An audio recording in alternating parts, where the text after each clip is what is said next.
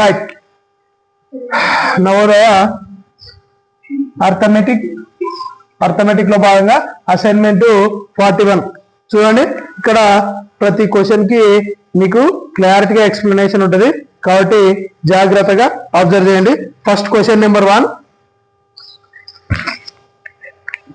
Question number 1. 88 చే నిశేషంగా భాగించబడే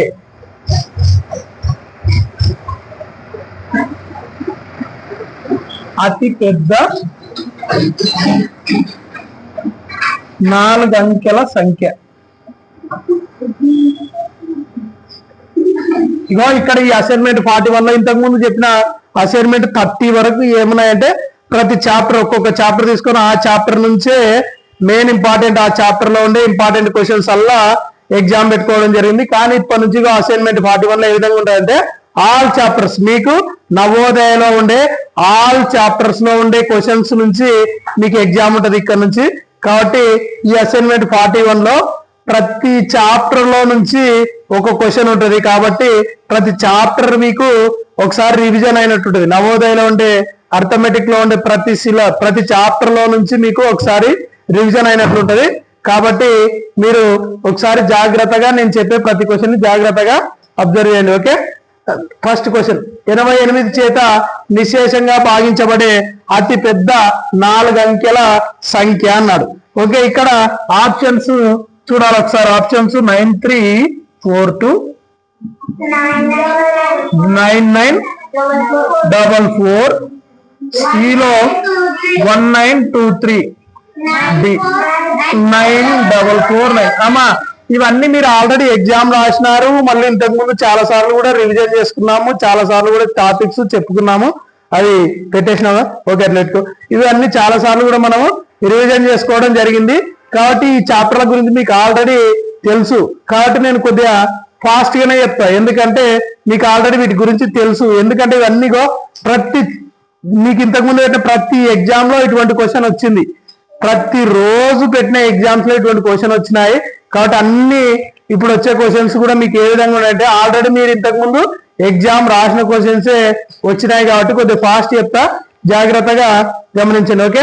first ఇక్కడ 88 చేత భాగించబడే అతిపెద్ద 4 అంకెల సంఖ్య అంటే అమ్మా మరి 88 చేత ఒక సంఖ్య మీరు ఇప్పుడు ఈ 4 ఆప్షన్ లో చెక్ చేసుకుంటూ పోవాలంటే టైం టేకెన్.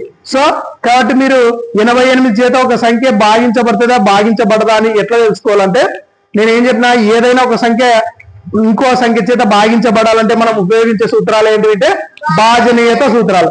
మరి భాజనీయత సూత్రాలు 88కి నేనేం భాజనీయత సూత్రం చెప్తున్నా మీకు చెప్పలే. కానీ ఒక అంకె మరియు 2 అంకెల సంఖ్యల చేత అంటే ఒక అంకె ఉండాలి, సింగిల్ డిజిట్. ఒక అంకె మరియు 2 అంకెల సంఖ్యలు రెండింటిని ఇగో ఒక సైడ్ ఏమో ఒక అంకె ఉండాలి, రెండో సైడ్ ఏమో 2 అంకెలు. ఇవి రెండింటిని ఇంటూ చేస్తే 88 వచ్చేటివి ఏమున్నాయమ్మా ఇక్కడ సైడ్ 1 2 3 4 ఇక్కడ 2 అంకెల సంఖ్య, ఇక్కడేమో ఒక అంకె సంఖ్య, ఇక్కడ 2 అంకెల సంఖ్య. ఏ రెండింటిని ఇంటూ చేస్తే 88 వస్తుంది చెప్పండి. Very good. 11 సో ఇక్కడ ఒక అంకె సంఖ్య, ఒక అంకె, ఇక్కడ 2 అంకెల సంఖ్య 11. సో 11 88. కాబట్టి ఇదే మీ భాజనీయ సూత్రం. ఏదైనా ఒక సంఖ్య 88 చేత భాగించబడాలంటే అది ఫస్ట్ 8 చేత భాగించబడాలి మరియు నెక్స్ట్ 11 చేత భాగించబడాలి. ఇంతే. ఇప్పుడు ఇంకా చూద్దాం టెస్ట్. ఆప్షన్ ఏ టెస్ట్ చేద్దామా. 9342. ఈ 9342ని ఫస్ట్ దేంతో టెస్ట్ చేయాలా 8 చేత. 8 చేత చూద్దాము. 8 చేత ఇగో 8 చేత అంటే చివరి 2 నెంబర్లు. 8 యొక్క భాజనీయ సూత్రం ఏంట్రా చివరి 3 నెంబర్లు. చివరి 4 అయితే చివరి 2 నెంబర్లు, 8కి అయితే చివరి 3 నెంబర్లు. మరి చివరి 3 నెంబర్లు 8 చేత భాగించబడితే ఆ సంఖ్య మొత్తం కూడా భాగించబడతాయి. ఇగో ప్రతి టాపిక్ నుంచి మీకు అన్ని క్వశ్చన్స్ కవర్ అవుతాయి కాబట్టి జాగ్రత్తగా వినండి. ఓకే. ఇప్పుడు ఇగో అన్ని ఇట్లా వింటూ ఉంటే ఆటోమేటిక్ గా మీకు అన్ని సిలబస్ మీద ఈజీగా క్వశ్చన్స్ చేసే విధంగా వస్తుంది. కాబట్టి ప్రతి క్వశ్చన్ ని మీరు జాగ్రత్తగా గమనించాలి. ఇప్పుడు ఇగో 3 నెంబర్లు, చివరి 3 నెంబర్లు 8 చేత భాగించబడాలంటే 8 1 8 4 32 2 ఉంది కదా ఇక్కడ 22 8 టేబుల్ వస్తుందా?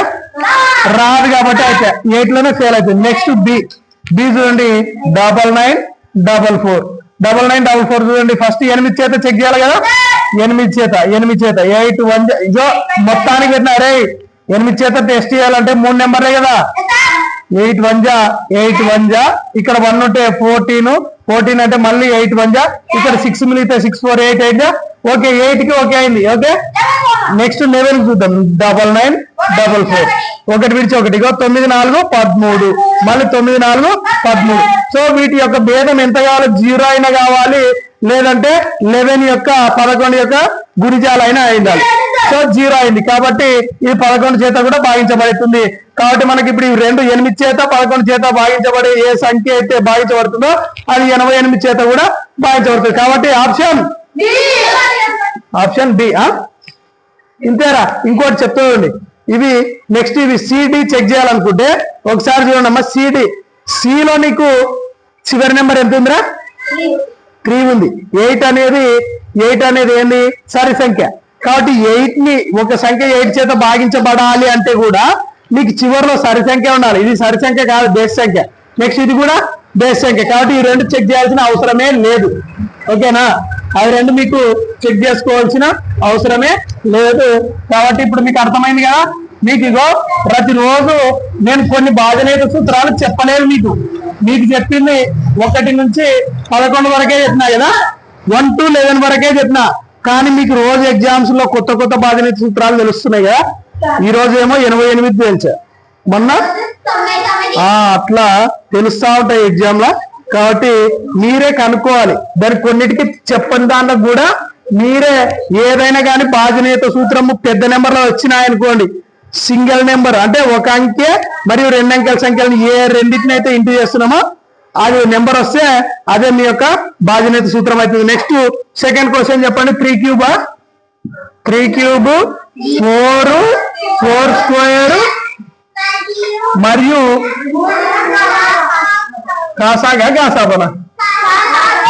కాసాగు.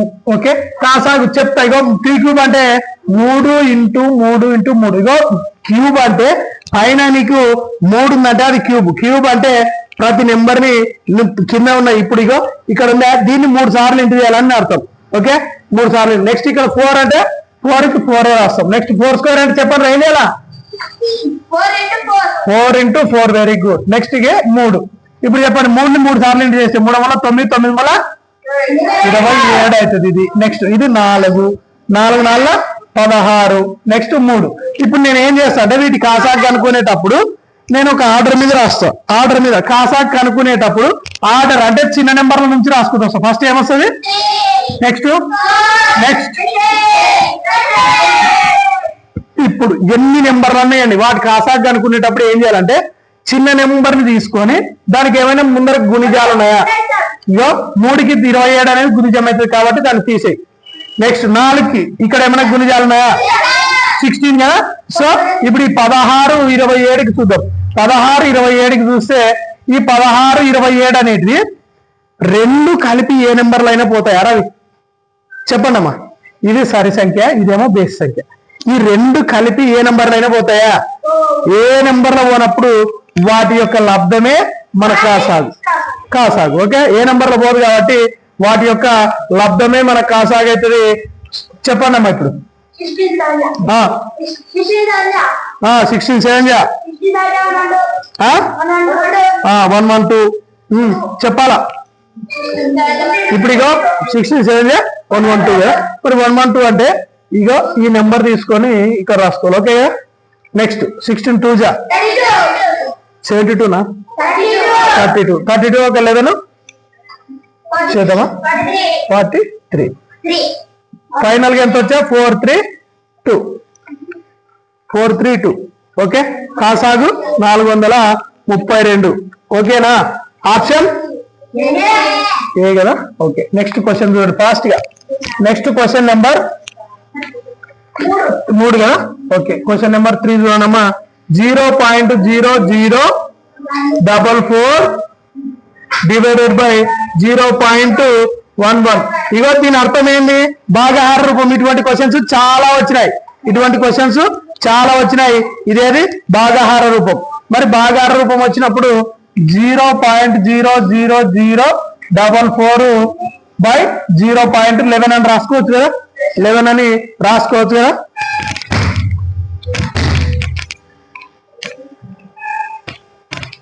ఓకే, 0.00044/0.11.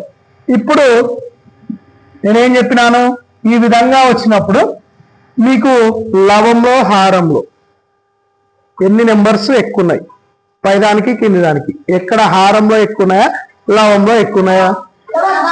లవంలో ఎక్కువ ఉన్నాయి. కాబట్టి లవంలో ఎక్కువ ఉన్నాయంటే ఎన్ని ఎక్కువ ఉన్నాయో అన్ని జీరోస్ దీనికి పెట్టాలా. ఇగో 1 2 3 4 5 ఇక్కడ ఎన్ని ఉన్నాయి, 1 2. సో పైకి కిందికి ఎన్ని ఎక్కువ ఉన్నాయి, ఇక్కడికి పైన ఎన్ని ఎక్కువ ఉన్నాయి, 3 ఎక్కువ ఉన్నాయి. సో 4 అట్లే రాసుకోవాలా, కింద 3 కదా అది. ఓకే, అర్థమైందిగా అట్లా. ఇప్పుడు 11 1 జా 11, 11 4 జా 44. ఇప్పుడు ఇగో ఇంకా మళ్ళీ ఏం మిగిలినాయి, 4/1000. 4/1000. మరి 4/1000 అంటే దీన్ని ఏం చేయాలమ్మా అంటే చూడండి, 4/1000 నెంబర్ ఉన్నది ఉన్నట్లా రాస్తా. ఉన్నది ఉన్నట్టు రాసి ఎన్ని సున్నాలు ఉన్నాయి కింద, 3. మరి పైన ఎన్నిటికి పాయింట్ పెట్టాలా, కింద 3 సున్నాలు ఉన్నాయంటే పైన ఎన్నిటికి ఎన్ని తర్వాత పాయింట్ పెట్టాలా, 3. కాబట్టి ఆల్రెడీ ఒకటి ఉంది, ఇంకా ఎన్ని జీరోస్ పెట్టాలా.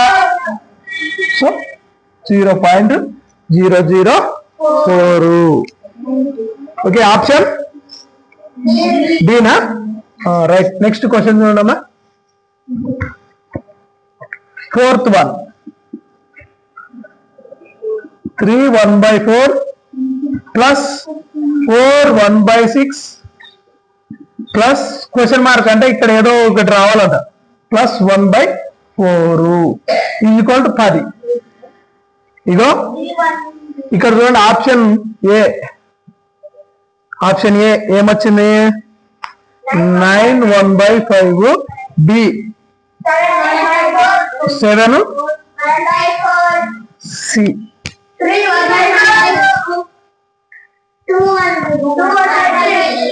ఇగో ఇక్కడ దీని అర్థం ఏంటంటే అమ్మా, ఇవన్నీ భిన్నాలు కదా, ఈ భిన్నాలని కలిపితే అన్నిటిని కలిపితే 10 రావాలన్నట.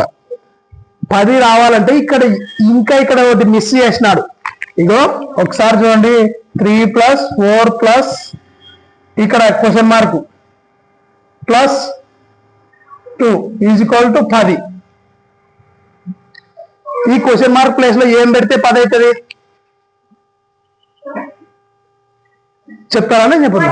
Very good. ఏం పెట్టాలా, 1 పెట్టాలా. ఎందుకంటే 3 4 7 7 2 9 అంటే 10 రావాలంటే మనకి ఇక్కడ ఏం పెట్టాలా, 1 పెట్టాలి. అట్లనే ఇవన్నీ కలిపితే 10 వచ్చే విధంగా ఇక్కడ ఏ భిన్నం పెట్టాలని ఇక్కడ క్వశ్చన్. ఓకే, ఇటువంటి అప్పుడు మీరు ఏం చేయాలంటే సింపుల్ గా దీన్ని అనుకోవడం ఎట్లా అంటే, ఇగో 10 రావాలి కదా, 10 రావాలంటే ఇగో 3 కదా, 3 4 ఎంత, 7 అయింది.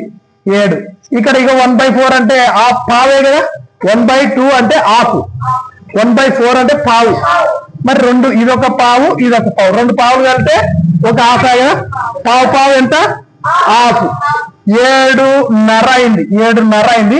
ఇంకా ఇక్కడ 1/6 ఉంది అంటే 7.5 కొద్ది ఇంకా ఎక్కువనే ఉన్నట్టు కదా. ఇక్కడ 7.75 ఉంది కదా, 7.75 ఉంది అనుకోండి, 7.75 అంటే 7.5కు ఎంత కలిపితే, 7.5 కాదు 7.75కు ఎంత కలిపితే 10 అవుతుంది.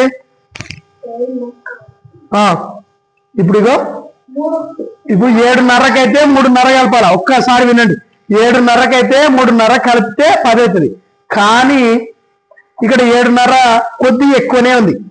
7.5 కొద్ది ఎక్కువనే ఉందంటే అది 3.5 కొద్ది తక్కువనే కలపాలి కదా. మరి 3.5 కొద్ది తక్కువ ఉన్న ఆప్షన్ ఏడుంది రేడా, 3.5 కంటే తక్కువ ఉండేది ఎక్కడుంది, 2 1/3 అంతే, simple. Okay, next question number 5. ఇగో మీకు ఎగ్జామ్ పాయింట్ ఆఫ్ వ్యూలోనే చెప్తున్నా, మీరు ఆప్షన్లను ఏ విధంగా, కొన్నిసార్లు మీకు ఏం తెలియనప్పుడు కూడా అదంతా ఎక్స్ప్లెనేషన్ చేసుకుంటూ ఉంటే టైం పడుతుంది. ఆ ఎక్స్ప్లెనేషన్ చేసి ఎప్పుడు చేయాలా, మీకు టైం ఫుల్ గా ఉండి అవసరం లేదు, మీకు ఆన్సర్ కరెక్ట్ ఆన్సర్ వచ్చిందంటే మీకు ఎక్స్ప్లెనేషన్ మొత్తం పూర్తి చేయాల్సిన అవసరం లేదు. మీరు ఎగ్జామ్ లో చేయాల్సిందల్లా కరెక్ట్ ఆన్సర్ ని గుర్తించడం కన్నా కరెక్ట్ ఆప్షన్ ని చూస్ చేసుకోవాలి. Okay, next question number 5. 12 వస్తువులు అమ్మిన వేళ చెప్పాలా? 12 వస్తువులు ఏమిచ్చినాడు? అమ్మిన వేళనా? ఎంత? 12 వస్తువులు అమ్మిన వేళ 15 వస్తువుల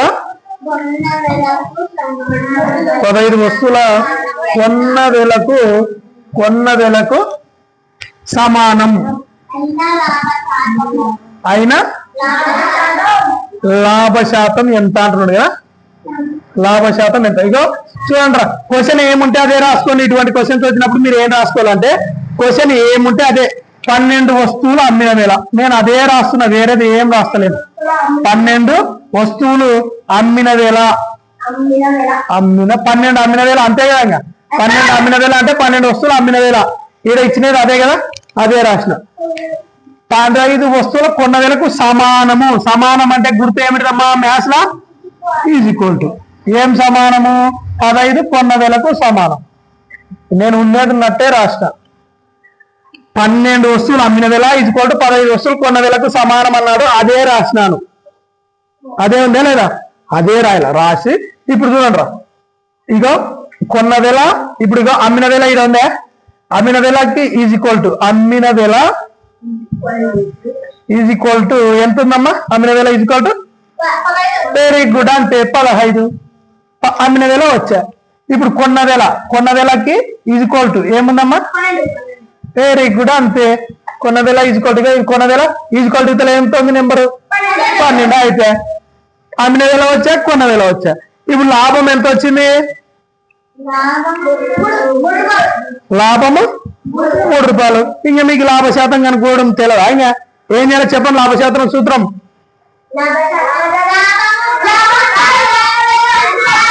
లాభం ఎంత మరి? 3 రూపాయలు. కొన్న వేళ ఎంత? 12 ఇంటూ 100. 3 ఒకట్లు 3 4లు 4 ఒకట్లు 4 2 8. ఇక్కడ 2 ఉంటది, 4 5 20. సో ఫైనల్ గా 25% అనేది ఏంది? Profit.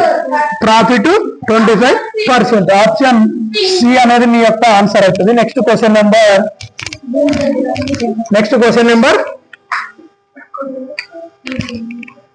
Number 6.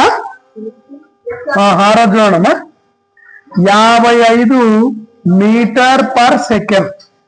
55 metre per second అనేది డాష్ కిలోమీటర్లు పర్ గంటకు సమానం. ఏం లేదమ్మా, ఇక్కడ నేను ఏం చెప్పినాను మీకు? మీటర్ పర్ సెకండ్ ఉంటే కిలోమీటర్ పర్ గంటలోకి మార్చాలంటే దేంతో ఇంటి చేయాలి? కిలోమీటర్ పర్ గంట ఉంటే మీటర్ పర్ సెకండ్ లోకి మార్చాలంటే దేంతో ఇంటి చేయాలో అది తెలిస్తే మీకు ఇది ఆన్సర్ వస్తుంది. ఇప్పుడు ఇగో మీటర్ పర్, వెరీ గుడ్, ఇగో మీటర్ పర్ సెకండ్ లో ఉంది. 55 అనేది మీటర్ పర్ సెకండ్ లో ఉంది.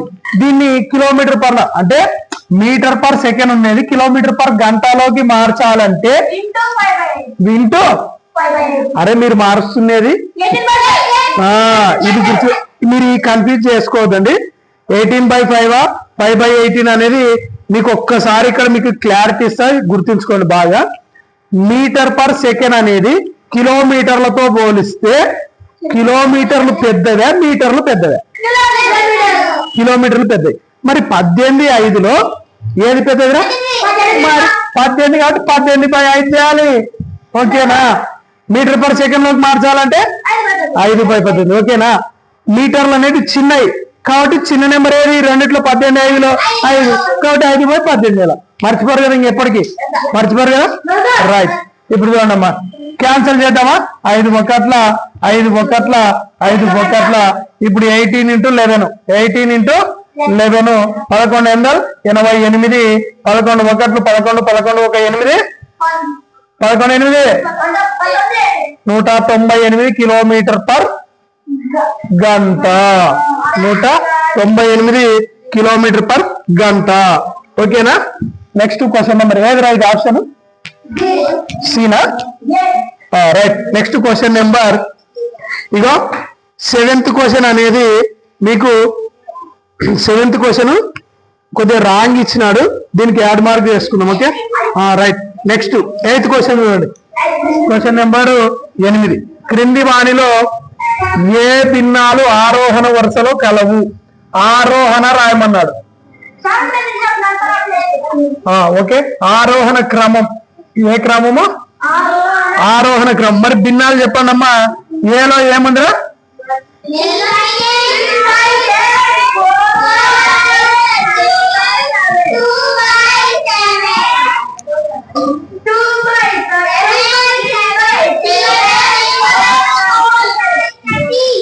సి చెప్పండి.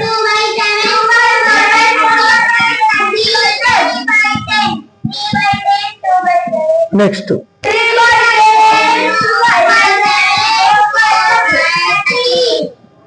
ఇప్పుడు దీంట్లో ఆరోహణ క్రమం అంటే మీకు ఏంటంటే, ఆరోహణ అంటే చిన్న నెంబర్ నుంచి పెద్ద నెంబర్ చూసుకోవాలా, చిన్న నెంబర్ నుంచి పెద్ద నెంబర్ చూసుకోవాలా. నెక్స్ట్ అవరోహణ పెద్ద నుంచి చిన్న నెంబర్. ఓకే, మరి ఇప్పుడు ఆరోహణ అంటే చిన్నది, అంటే చిన్న దాని నుంచి పెద్ద అనే ఆర్డర్ ఉండాలి.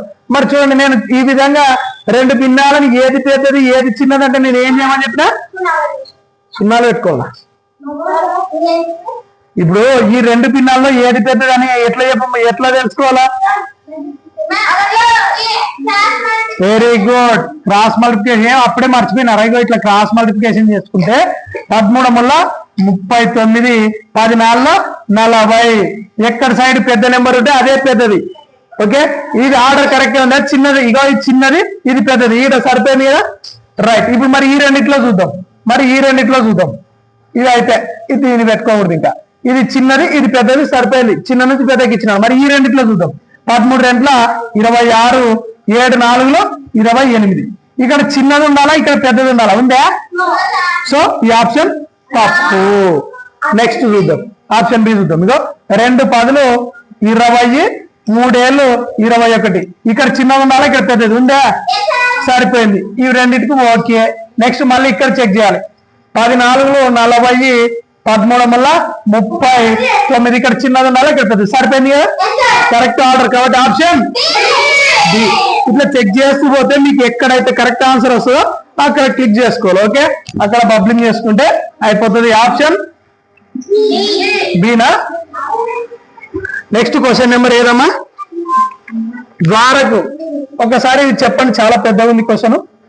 నాకు చెప్పండి, నేను రాస్తాను.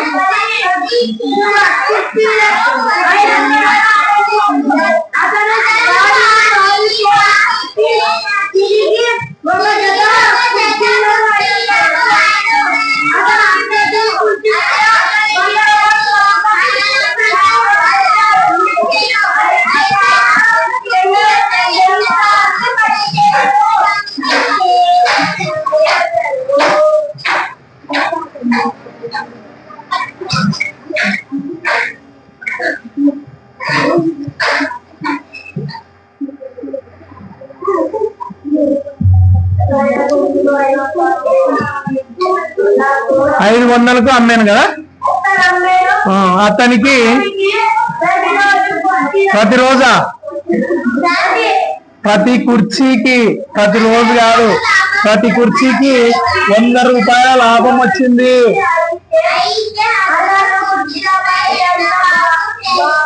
₹100 లాభం వచ్చిందంట. అయితే అతను కుర్చీలు బాగా చేయనికే అతను కుర్చీలపై ఎంత బాగు చేయించడానికి ఖర్చు చేశాడు.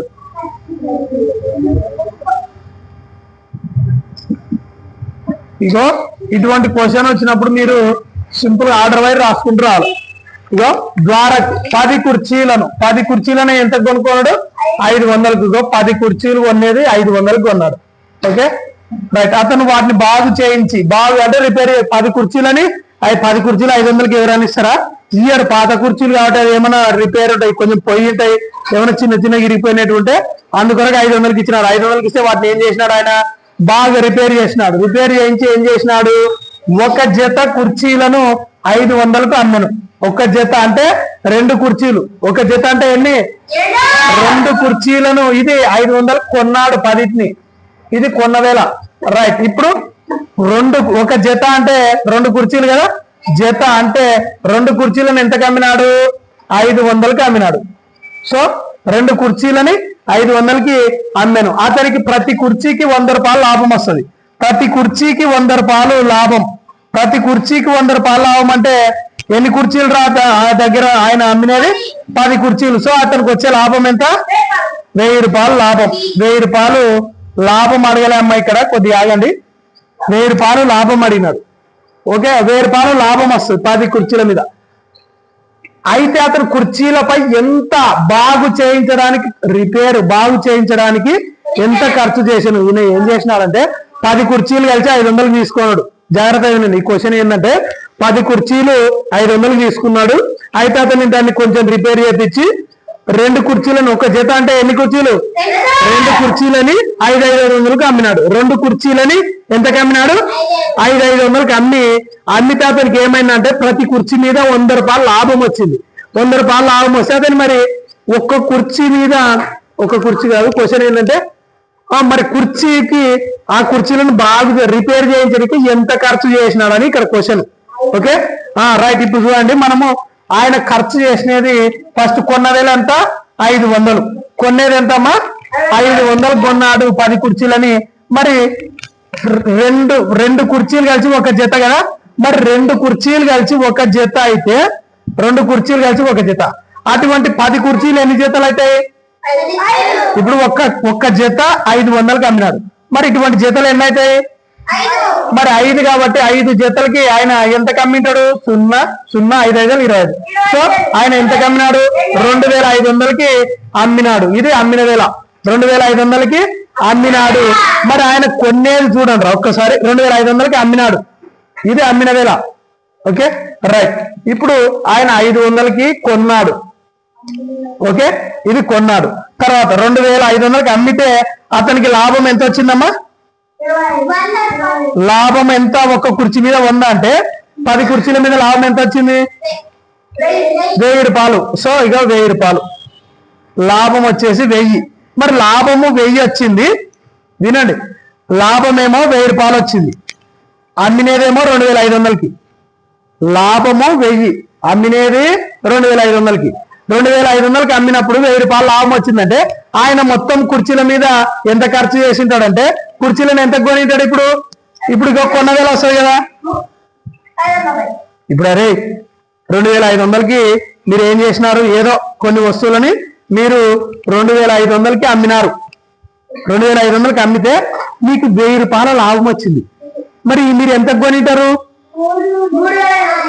వినండి వినండి వినండి వినండి బాగా జాగ్రత్త. మీరు ఏం లేదు, ఏవో కొన్ని వస్తువు మీరు ఏం చేసినారు? మార్నింగ్ 2500కి అమ్మినారు. మీరు ఏం చేసినారు? 2500కు అమ్మినారు. ఓకే, 2500కి అమ్మితే మీకు ఎంత లాభం వచ్చింది? 1000 రూపాయలు లాభం వచ్చింది. 2500కి అమ్మితే 1000 రూపాయలు లాభం వచ్చింది అంటే మీరు దాన్ని ఎంతకి కొనింటారు? ఎంత? 1500. సో ఇప్పుడు బాగా అర్థమైందిగా. 2500కి అమ్మినారా మీరు పొద్దున ఇట్లా పోతుంటే దాని మీద మీకు ఎంత లాభం వచ్చింది? 1000 రూపాయలు లాభం వచ్చింది. అంటే మీరు 1000 రూపాయలు లాభం వచ్చిందంటే దాన్ని ఎంత కొనింటారు? 1500. సో ఇక్కడ కూడా అంతే. ఆయన కొనేది ఎంత? 2500 లాభం వచ్చిందంటే 2500 అమ్మినాడంటే 1000 రూపాయలు లాభం వచ్చిందంటే ఆయన ఎంత కొన్నాడు? 1500. కానీ ఆయన కొనేదైతే 500. మరి ఇంకా 1000 రూపాయలు ఏంది? Very good, repair. సో 500కి కొన్నాడు దాన్ని. కానీ ఇంకా 1500 అంటే 500 కొన్నది పోతే మరి ఇంకా 1000 రూపాయలు అడిషనల్ గా దేనికి ఖర్చు పెట్టినాడు? రిపేర్ కి. సో ఇప్పుడు రిపేర్ కి బాగు చేయించడానికి పెట్టిన ఖర్చు ఎంత? 1000 రూపాయలు. ఓకే, 1000 రూపాయలు. 1000 రూపాయలని no no no no option చూడండి. ఆప్షన్ చూడండి. 1000 రూపాయలు బాగు చేయడానికి 1000 రూపాయలు. మళ్ళీ 1000 ఎక్కడుంది? సీలోనా? రైట్. నెక్స్ట్ క్వశ్చన్ నెంబర్ 10 చూడండి. క్వశ్చన్ నెంబర్ 10 ఏముందమ్మా? క్వశ్చన్ నెంబర్ 10 2 సంఖ్యల కాసాగు. కాసాగు ఇచ్చినాడు. రెండు సంఖ్యల కాసాగు ఎంతుంది? ఎంతరా? 2310. గాసాబా అయితే ఏమడినాడు? అయితే ఒక సంఖ్య 210. ఒక సంఖ్య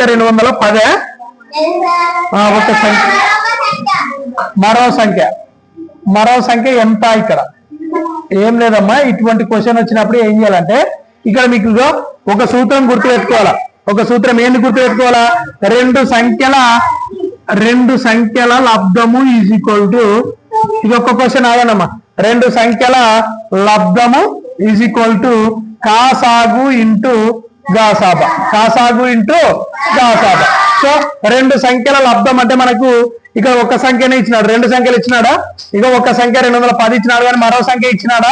క్వశ్చన్ మార్క్ కొనుక్కోవాలా. మరి రెండవ సంఖ్య ఒక సంఖ్య ఒక సంఖ్య ఇంటూ రెండవ సంఖ్య, ఒక సంఖ్య ఇంటూ, ఇది ఒక్క క్వశ్చన్ ఆగనమ్మా. ఒక సంఖ్య ఇంటూ రెండవ సంఖ్య ఈజ్ ఈక్వల్ టు కాసాగు ఎంత?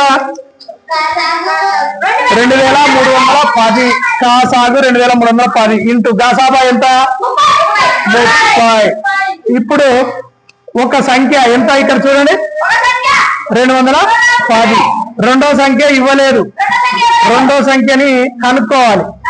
మీరు ఇటువంటి లెక్క వచ్చినప్పుడు మీరు ఏం గుర్తు పెట్టుకోవాలంటే రెండు సంఖ్యల లబ్ధము ఈజ్ ఈక్వల్ టు కాసాగు ఇంటూ గాసాబా. రెండు సంఖ్యల లబ్ధము ఈజ్ ఈక్వల్ టు కాసాగు ఇంటూ గాసాబా. ఇది జాగ్రత్తగా ఎప్పటికైనా గుర్తు పెట్టుకోవాలా. ఇప్పుడు కొన్నిసార్లు ఏమి ఇస్తాడంటే కాసాగిస్తాడు, గాసాబా చేయడు, రెండు సంఖ్యల లబ్ధం అని ఇచ్చినాడు. అటువంటి అప్పుడు కూడా ఇదే సూత్రం అప్లికేషన్ చేస్తే మీకు ఏది ఇచ్చినా, ఈ నాలుగిట్లో ఏది ఇచ్చినా తెలుస్తుంది. సో ఇప్పుడు మనకి రెండవ సంఖ్య కావాలి అంటే 2310 into 30. Direct is equal to అనేది ఇట్లా ఉన్నప్పుడు ఈక్వల్ టు మనకి రెండో సంఖ్య కావాలి. కాబట్టి రెండో సంఖ్యను అట్లే పెట్టుకొని 210ని అవతలకి పంపించాలి. రెండో సంఖ్య ఈజ్ ఈక్వల్ టు 2310 ఇంటూ 30. ఇక్కడ 210 అనేది గుణిస్తుంది. అవతలకి వెళ్తే భాగిస్తుంది. ఈజ్వల్ టు సరికూర్చో. ఈజ్వల్ టు అవతలకి వెళ్తే భాగిస్తుంది 210.